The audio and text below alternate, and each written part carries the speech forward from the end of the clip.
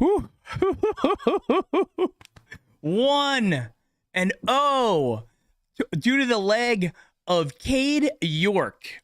Man, it got a little dicey there. I'm not gonna lie. I started going into my really dark place, in my soul that I go to when the Browns blow games. Was really starting to question life and why I bother to put myself through this each and every week. But in like a hero, like a god emerging from the depths of despair, a young kicker out of LSU rises out and says, "Not today." There maybe in the past, but not today. Today, I will give you the victory off the toe of my foot. And then he delivered that for us. And that's it, guys. That is a victory. And that is the first time we won it in a way season opener since 1994. Baker Mayfield, once again, the breaker of records for the Browns. But this time for the other way. So that is it. All right, guys. Dad, I know that you're kind of heartbroken because you were hoping that Baker would have done something for the old Panthers against the Browns today. He did pretty good. I'm not disappointed in Baker at all. He did some great things. He did throw the interception, but he had some miscues, from center. But overall, I was happy that he threw the 75-yarder. I was happy that he led them down so that that kid could kick the go-ahead field goal. But there was 1 minute and 7 seconds left. And I remember when, game last year, year before, there was 19 seconds left. And they kicked off and they got it in field goal territory within 19 seconds. So, that's a long time. They had a timeout. They caught a break when the Browns got the penalty on that bull rush on the right side. That shouldn't have been called. They did it on the replay. They showed it shouldn't have been called. But those are the breaks. And it's nice to see the Browns break another streak of winless openers. And we're going to hopefully cheer them on next week to be 2-0 against the Jets, who got kind of crushed by Baltimore today. Be interesting to see what the stats are on Flacco, but obviously can't be very good. And so it was an interesting. I'm happy for the kid who kicked kicked 4 really nice field goals, and the last one was 58. It started at the right outside, I think, of the right goalpost, and it hooked back in, and he made it. He could have made it from 68. So that was pretty good. Peoples-Jones stepped up. He caught some nice passes. Brissett played very good. And Chubb well over 100. Maybe 135, 140 yards. Yeah, I'll pull up a stat in a second. So a lot of good things. In addition to the win, it would have been a terrible loss for the Browns. The streak would have continued. They would have got beaten by Baker. Baker would have let him down for the winning field goal. Humiliation throughout the league. Oh, yeah. So, Brissett has a chance to go 2-0 if he plays a decent game and we run the ball against the Jets next week. So that should be a fun game to go to. The spirit will be up. They'll be, rooting for a 2-0 start. And that'll be very encouraging. I think Baker has to be encouraged if he got a little bit more support from his O-line, and McCaffrey came alive in the second half. I don't know what they did to him or whatever, but they lit a fire under him and he played really well. If he had played that well in the first half, along with hopefully Baker not doing quite as bad, I think it was a bad decision in the first quarter not to take the field goal on the first drive. That clearly, because he clearly could have made the kick from wherever that was. And I think when you do that, you tempt fate, because those come back to haunt you. Now, if they had kicked it and they were up by 6 points, or they would have been up by 5 points, then Baker, when he was leading them down, wouldn't have, settled for the field goal try. He would have, tried to make the touchdown, which would have taken more time off the clock. So the game could have changed. I mean, all those decisions by these coaches have game implications down the road that you don't foresee. And Stefanski got away with that one. Man, it's funny because I was like, my everything was going through my head there at the very end, and it was like, I know you and Mom were sitting there, and I took the video of it. I was like, "Do you guys think he's going to make it?" I've seen the Browns miss those field goals in the past, and we have a chance, but it's like, do we really have a chance? From that distance. And I sat there and I was ready for. When he kicked it, it looked like he missed it right. Did it not? And he kind of gave it a little draw to it. I don't know if it was a draw. Or that might have been the wind. That actually might have been the wind. Yeah. And he might have started it outside and let the wind draw it back. And if that's the case, that is a veteran kicker move. Yeah. And I think that is pretty incredible. I'm still a little bit like shaking. Like right now, I'm not. I was trying to tweet stuff. I was clicking on the wrong browser. I'm trying to go live here, and I'm like, I just want to make sure I'm clicking the right side. I don't even know if you guys can hear me right now. But here we go. Let me just give you some shout outs to some people in the chat.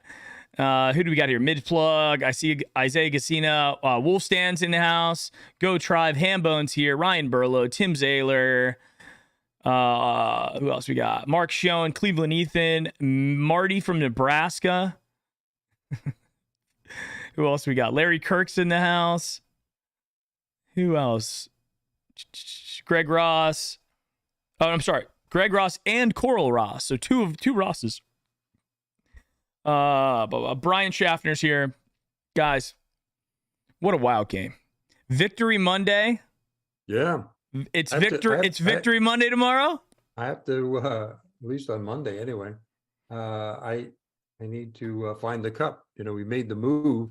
All the cups went up in the closet there, in the kitchen. So I need to go home tonight and pick that one out, and I'll start that one Monday morning. Oh, absolutely. We're going to be doing the Victory Monday. You picked up a lot of subscribers too. Oh yeah, I have to update this subscriber thing. We are over the 5,000. It's lagging behind. So I don't know exactly what we're at right now. Let me go to my channel. Let me go to the live channel count. We did hit 5. 52.99 it says. So let me reset this. We have a new, no, that's the viewer count. A new subscriber goal. Let me hit that. Congratulations, everybody. We are going to be doing a giveaway here in a little bit. Subscriber goal. And we're going to do the next subscriber goal is going to be, what should we make it? Should we make it 6,000 or should we go all the way to 10? Oh, 10. We'll be looking at that for a long time. Well, not if we're picking up 400 every game. Screw it. Let's go at 6 and see what happens. Well, we get to that one easy, then we'll set it higher. All right, that's a good point. All right, so currently we're at 52.99. Yeah, we're 200. We're 300 towards it. We only have 700 to go. Yeah. Okay. Let me change this up, guys. Miles played pretty good. He put a hurt on that rookie. The rookie didn't get that much help from anybody. And the one time he did get a chip from somebody, he beat both of them and put a hurt on Baker. Baker, to his credit, didn't fumble any with all those bad snaps and missing the snap either under center or in the shotgun. Clowney had I think Baker had 5 blocked passes in the first half. I mean, every time he went to throw it, guys were putting their arms up and they were knocking the ball down. So a couple guys were wide open. He missed. His one interception was really bad. But, he took the responsibility for it. And the 70-yard, 5-yard, Mike was in the bathroom, didn't see it. And Yeah, I still started yelling, no, I did. I saw the Mike, come out. I saw the replay. I was downstairs changing out the stream, and then I was looking at my phone because I'm texting Ristano, and I was texting Mike, and I was like, because we just scored the field goal, right, to go up. And I was texting Ristano. I was like, send another message to my dad. He was a little quiet in that last drive. And then I looked over and my wife had texted me. She says, Panthers score. And I go, what? How? Did they return a kick? She says 75-yard throw by Baker. And I'm like, first of all, my wife knows not to mess with me on that level during a game, because my anxiety level goes from like normal person to like, you know, insane. I'm at war fighting for my survival, and I try real hard. I have to go to a really interesting place in order to keep it together. And then so when I saw that, I was like, no, that's cheat. That I knew right then. I had to run back upstairs. I was like, what are you talking about? My daughter, my 3-year-old's like, Daddy, blah blah blah. And I'm like, oh, she's just saying something. She just needs something. And no, it was the 75-yard touchdown. By the way, somebody just pointed this out on Twitter.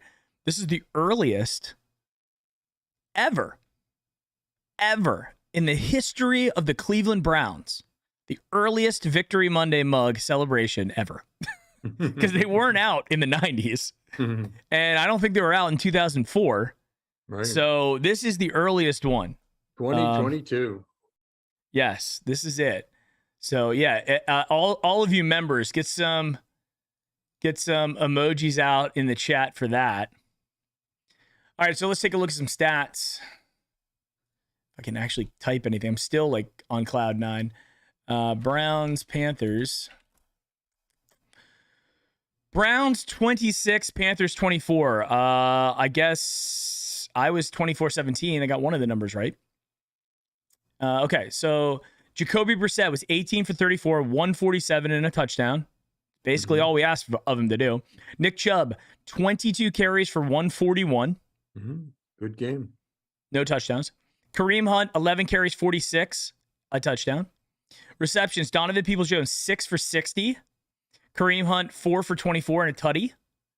Anthony Schwartz with the big 19-yard reception, and that was a big 19-yard reception. Right. That helped. Mari Cooper had a relatively quiet 3 receptions for 17 yards. Nick Chubb had 1 reception. David Njoku, after getting all that money, 1 reception for 7 yards. On defense, Sacktown, Myles Garrett, 4 sacks. John Johnson. 4. He had 4. No, I'm sorry. He had 4 tackles, 2 sacks. Sorry. That's my bad. Good catch there. Grant Delpit, 1 interception. Robbie Harrison with a half a sack. John Johnson with a half a sack. Tommy Togiai, I don't know how to pronounce that, half a sack.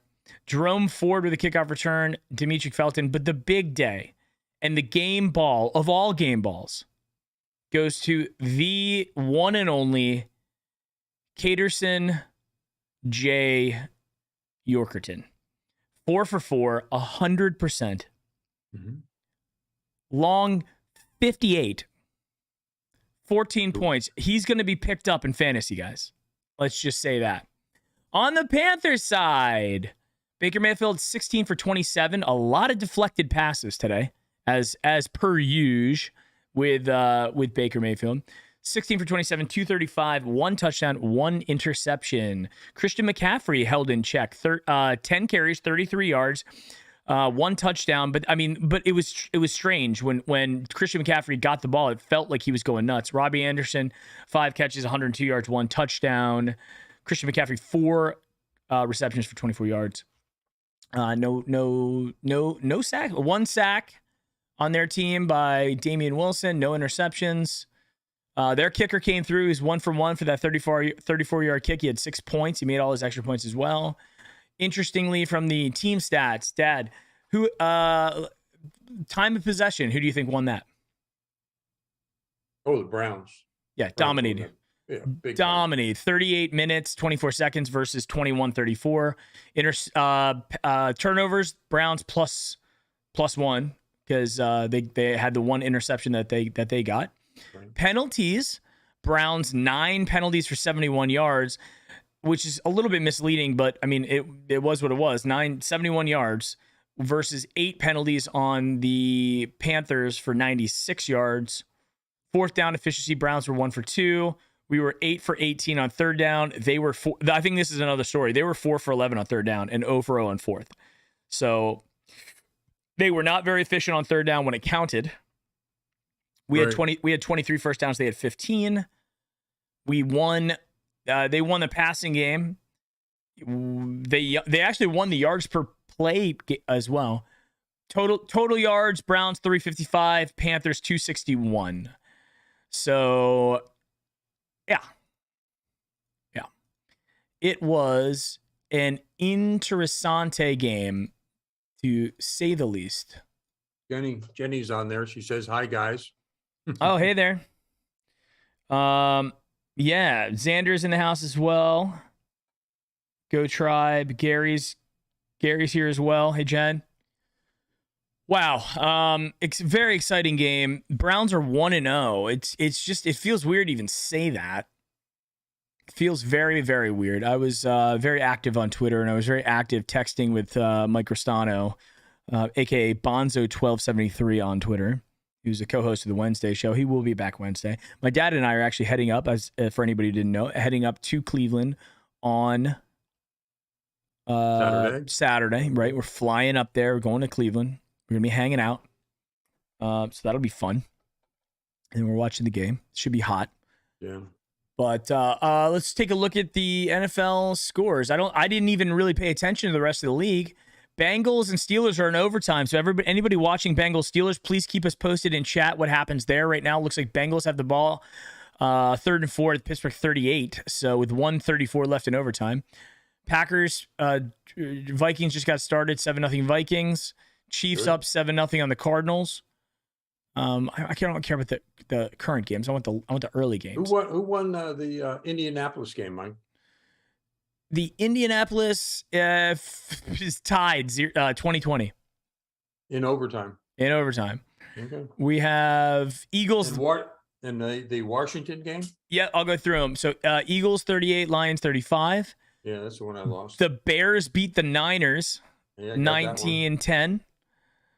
The Dolphins beat the Patriots. Got that one. You got, okay.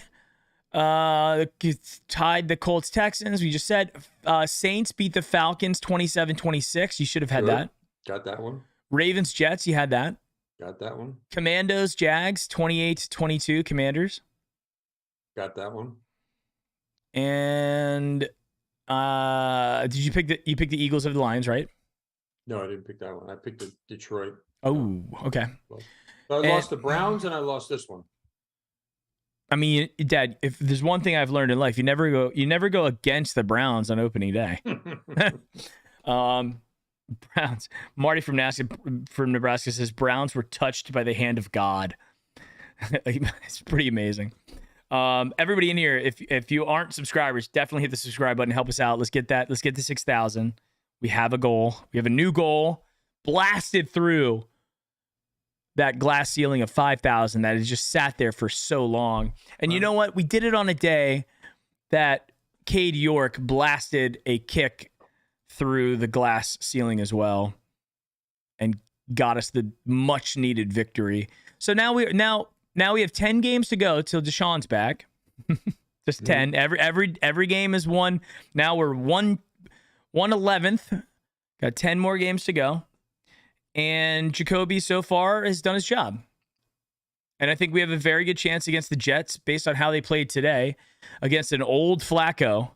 At least Baker can kind of move. Can you imagine what we're going to do to Flacco next week with Miles and Clowney and the team? It should be a game that we should win. I mean, the classic situation in the NFL from time to time is you win the games. Sometimes you're hard fought that you maybe shouldn't have won. Yeah. And then you come back and you play a team like the Jets and you say, oh, this is a win. And you turn around, you look in the fourth quarter, you're losing. And you're saying, how could that be? Well, you didn't show up. You got to show up to play each and every week. And we'll see who shows up next week. hopefully we get good weather and we play 9 penalties. That's a lot of penalties.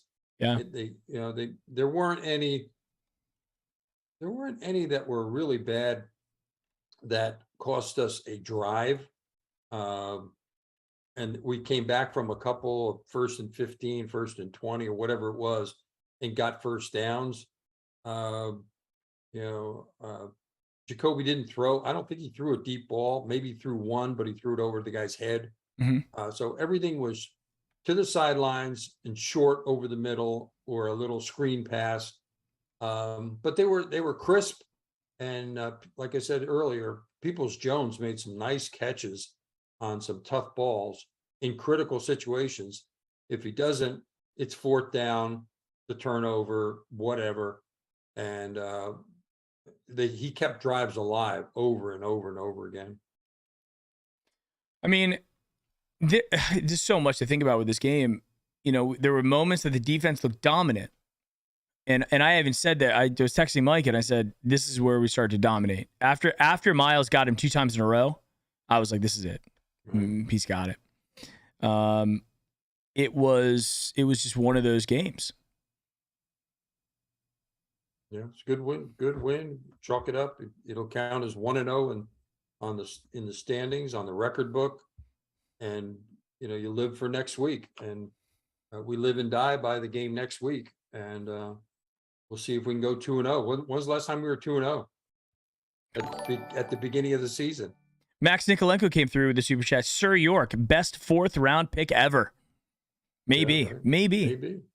Maybe. Chat. When was the last time we were 2-0?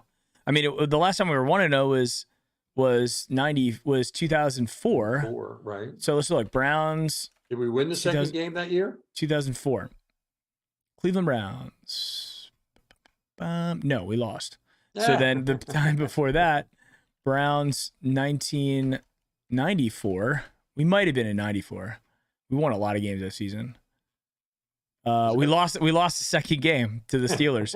And then we went on a run where 1, 2, 3, 4, 5 in a row. So we were 6-1. And then we lost to the Broncos to close out October. But I mean, we had a good team in 94. 94. I was 14 years old. I couldn't even drive then. And so we don't know when we were 2-0. I don't know. Somebody do some research. Let us know when last time we were 2-0 to start the season. It's got to be 30 years ago. I don't want to do it right now, but that's actually interesting. It's interesting trivia. Yeah. Because put that on Twitter. Last time, that's like something that Hayden Grove or somebody would tweet and would be like, last time the Browns were 2-0 was 1981 or something like that. So it was wild though. It was wild. Thank you very much, Max, for the $5 super chat. I appreciate you. And Max Nikolenko, where were you? Were you in the pregame show, buddy? I didn't see you. If I did see you and I didn't call you out, I apologize for that, Max. You're one of the OGs here at Brownie Postgame. This is now season 4, by the way. Season 4, and we are kicking it. We are 1-0. Kicking some butt, 1-0, which is pretty awesome. Yeah, I want to go check out the old Jetterinos. So they put up 9 points against the Ravens at home.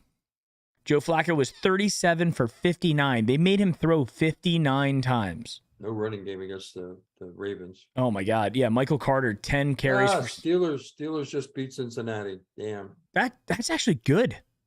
Wow. I mean, my pick'em league, I had Cincinnati. I never root for the Steelers. Gotcha. Okay. But yeah, I'm not rooting. I wouldn't say I'm rooting for them. I wouldn't say I'm rooting for them, but right. I mean, it's better, right?